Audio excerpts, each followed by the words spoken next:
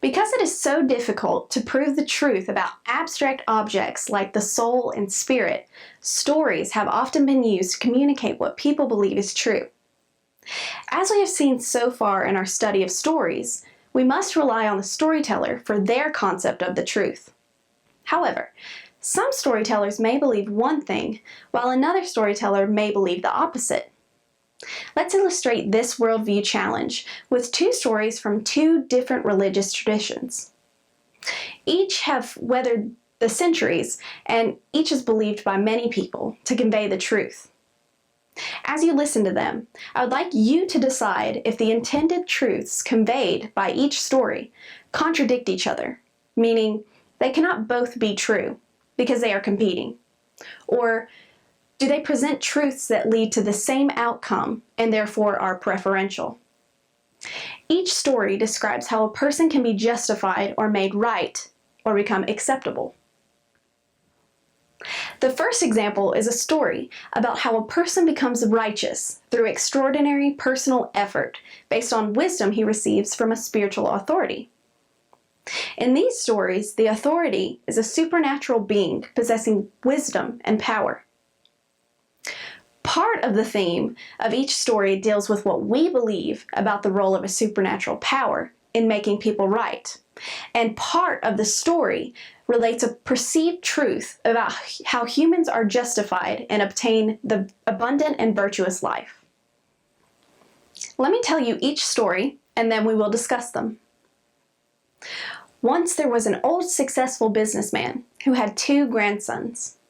The oldest grandson had gained the highest level of perfection, or the highest level of an abundant and virtuous life, by his moral living.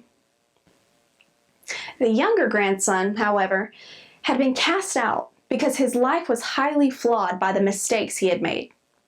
He had offenses against the righteous people of his community. He was depressed because he desired to be considered special and righteous by his community, but had remained a common man because of his offenses.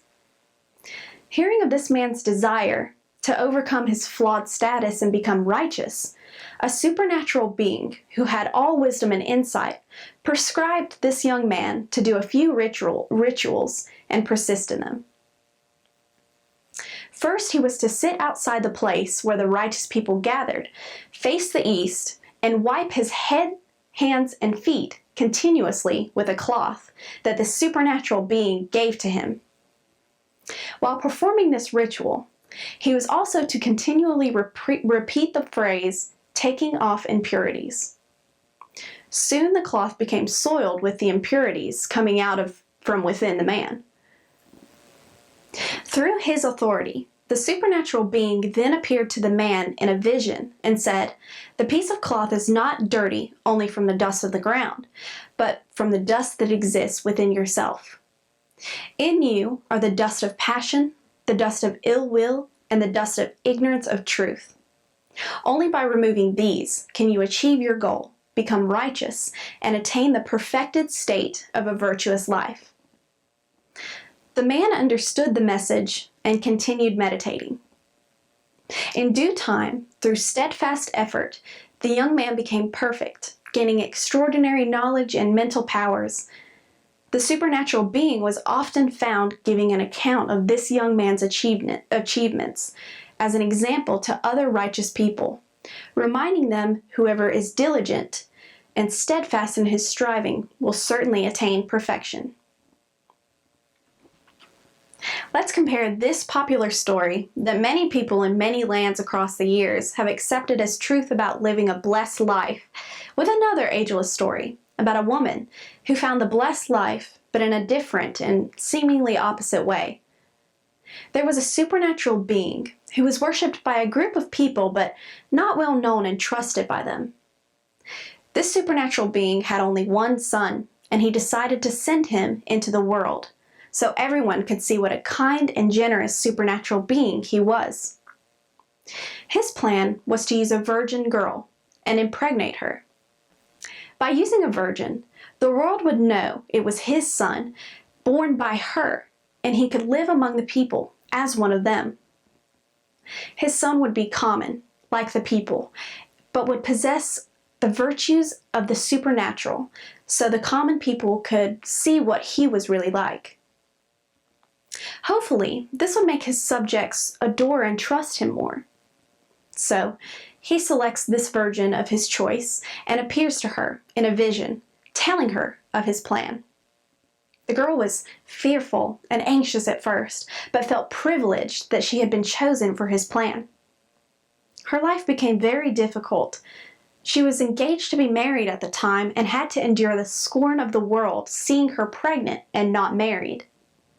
All through her son's life, he was both admired because he had extraordinary qualities of the supernatural being, but also despised because his claims to be supernatural irritated, threatened, and angered earthly authorities. Ultimately, the woman witnessed the unjust persecution of her son by the earthly authorities, even to the point of them executing her son, just because he claimed to be the son of a supernatural being. She lived a life with difficult circumstances, yet she is known even today for the song in her heart about how blessed she was because of her faithfulness to the supernatural being.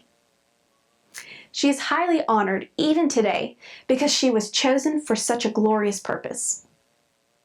She even sang a song about how this gave her an abundant and virtuous life. She was virtuous not because of what she did, but because of what was bestowed on her willfully by the one who could give her blessing. She loved and trusted the supernatural being, and so she was made righteous or perfect by receiving supernatural actions made on her behalf. Nothing was earned by her own efforts in striving to be justified or acceptable.